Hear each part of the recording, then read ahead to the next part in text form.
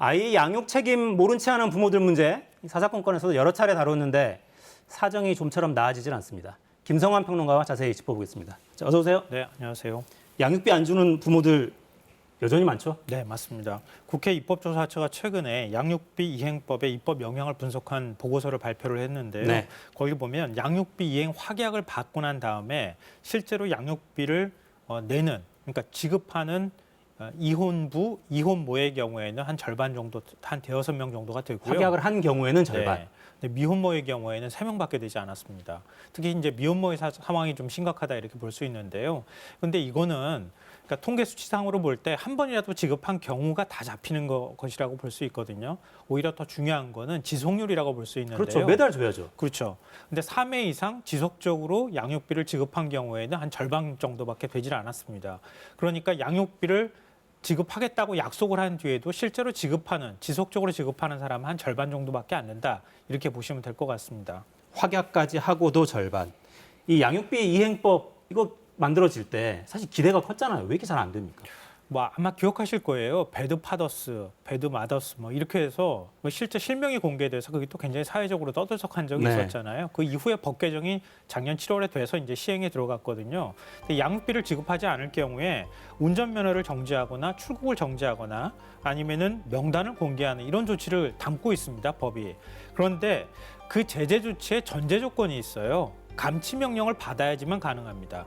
근데 감치 명령이라고 하는 게 양육비를 지급하라고 하는 법원의 명령이 있었음에도 불구하고 그 명령을 90일 이상 따르지 않는 경우에 최장 30일까지 유치장에 수감할 수 있도록 하는 제도거든요. 네. 근데 감치 명령을 받고 집행이 되는 게 10% 정도밖에 되질 않아요. 실제로 감치가 되는 경우가. 예, 실제로 되는 경우가. 그러니까 대부분이 그러니까 위장전입이라든가 주소불명 이런 것들로 나온다는 거예요. 법원에 송달이 되더라도 그 문서를 안 받으면서 도망 다니는 경우도 생기고요. 뭐 뻔하군요. 주소 불명 이래가지고 송달 안 받고. 예, 그렇죠. 네. 그렇게 하고 나니까 실제로 그 이후에 뒤따르는 사회적 제약이 따라야지 뭐 내가 양육비를 지급하겠다 이렇게 나서지 않겠습니까? 그런데 그렇지 않고 재산을 숨기는 경우도 잘 드러나지 않고 오히려 감치 명령을 받아도 이행을 잘 안 하기 때문에 그 이후에 운전면허증이라든가 뭐 면허증이 정지되거나 아니면 출국 금지가 되거나 이런 사례는 전체 한 절반 정도도 안 된다는 거예요. 그러니까 자연스럽게 불이익이 안 따르니까 양육비를 이행할 만한 뭔가 동인이 생기지 않는 이런 문제가 있다는 겁니다. 네. 절차는 다 만들어 놨는데도 작동이 안 된다는 거죠. 자, 실제 사례들 좀 직접 들어보겠습니다. 이영 양육비 해결 총연합회 대표 저희 전화로 연결되어 있습니다. 자, 대표님 나와 계시죠? 네, 안녕하세요. 네, 감사합니다. 자, 실제로 이런 사례들 굉장히 많죠? 많죠. 고의적으로 미지급하는 사례가 거의 대부분이라고 볼 수 있는데요. 네.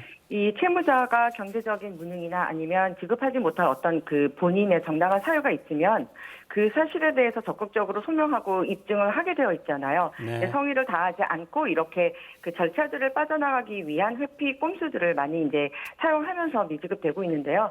실제 사례에서 이제 저희 회원들이나 그 양육자분들의 상담을 들어보면 그 상대방이 현직 변호사임에도 불구하고 양육비를 지급하고 있지 않다가 신상 공개를 하겠다 이런 그 사전 통보에 의해서 즉각 일시 지급한 경우도 있었고요. 네. 지금 현재도 마찬가지고 그리고 뭐 그 내가 지금 지급할 형편이 되고 있지 않다 이런 식으로 피하다가 그 양육자가 계속 뛰어보니 영국산 뭐 수입 자동차를 구입해서 살고 있다거나 뭐 그런 식으로 경제적인 능력이 되는데도 고의적으로 지급하지 않는 경우가 많이 있습니다. 네.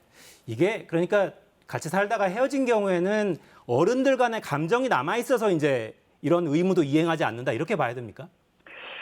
그런 부분도 심리적으로 있을 거라고는 보는데요. 반대의 경우 양육자인 경우에는 그런 거에 그 지배되지 않고 심리적으로 아이의 우선을 두고 아이가 성장을 잘할 수 있는 것에 최선을 다하고 있거든요. 네. 그렇게 보면 그러니까 부부 사이에 그 결혼 생활이 어떻게 되었다 하더라도 그리고 지금의 상태가 어떻다 하더라도 일단 부모는 자녀에 대해서 우선적으로 생각해서 양육비라든지 아이의 권리를 보호해야 된다. 그거는 명백한 사실이죠. 그러니까 그게 너무 당연한데 이게 잘 안 되니까. 양육비를 양육비를 못 받는 경우에는 굉장히 경제적으로 좀 어려워지겠습니다.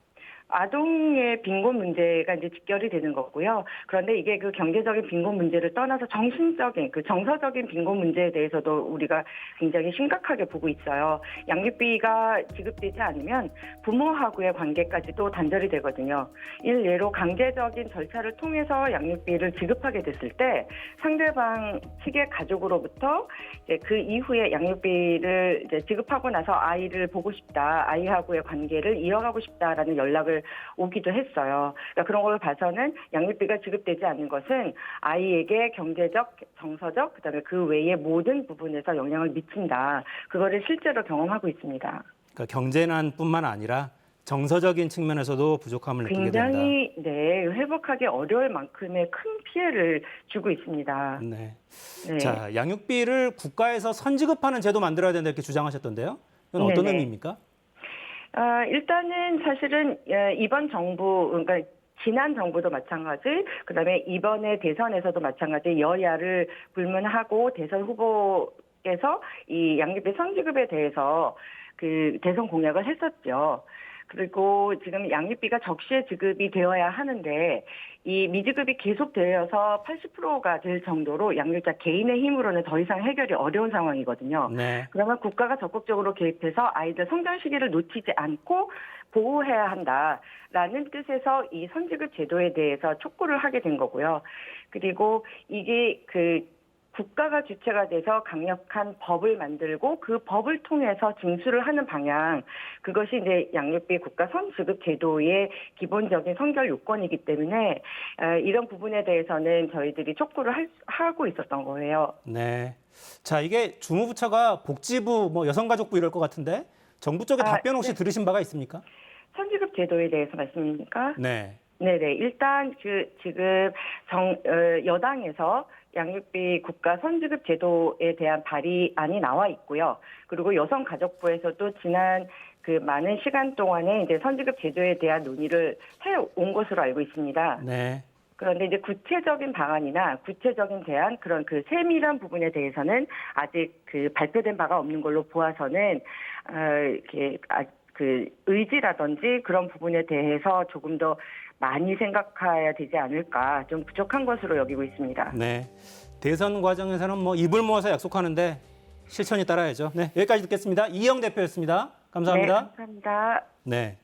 자, 이게 너무 당연한 사실 의무잖아요. 네, 맞습니다. 사실을 낳았으면 길러야죠. 네. 외국에서는 어떻게 합니까? 양육비 안 내는 경우. 일단 가장 큰 차이는 형사처벌까지 가능하다. 뭐 주요 선진국은 그렇게 돼 있다 이렇게 생각하시면 될 것 같은데요. 네. 그 다음에 이제 행정적인 제재의 측면에서 보면은 미국이나 캐나다의 경우에는 한 달에 한 우리 돈으로 300만 원, 350만 원 정도를 지급하지 않을 경우에 그럴 경우에 곧바로 뭐 예를 들면 출국 금지 조치를 취할 수 있도록 여권을 반납을 받도록 한다거나 이런 조치를 하거든요.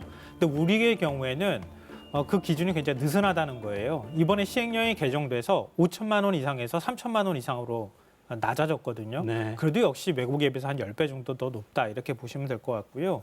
그리고 프랑스와 독일 경우에는 양육비를 선지급하거든요, 국가가. 그러니까 부모가 지급하지 않을 경우에는 국가가 대신 지급하고 나중에 이미 그런 국가도 있군요. 네, 구상권을 청구하도록 하는 이런 제도를 갖고 있는데 우리의 경우에는 이런 제도는 없고요. 대신에 긴급 양육비를 지원하는 제도는 있습니다.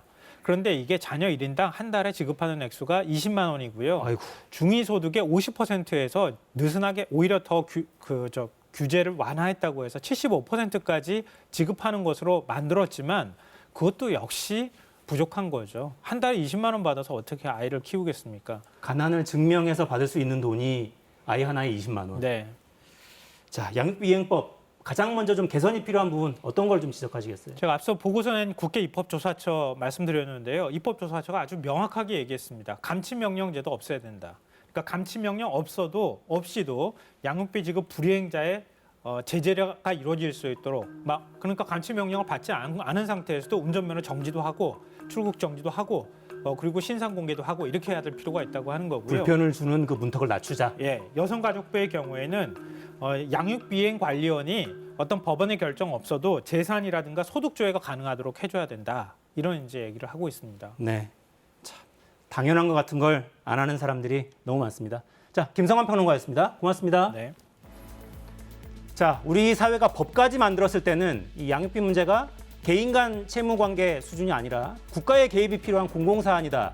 이런 사회적 합의가 있었다는 뜻 아니겠습니까? 법과 제도 보완하는 구체적인 노력, 실천 당장 필요합니다. 선거 때는 약속했잖아요. 사사건건 이 문제 계속 지켜보겠습니다. 자, 저는 내일 돌아오겠습니다. 4시엔 사사건건.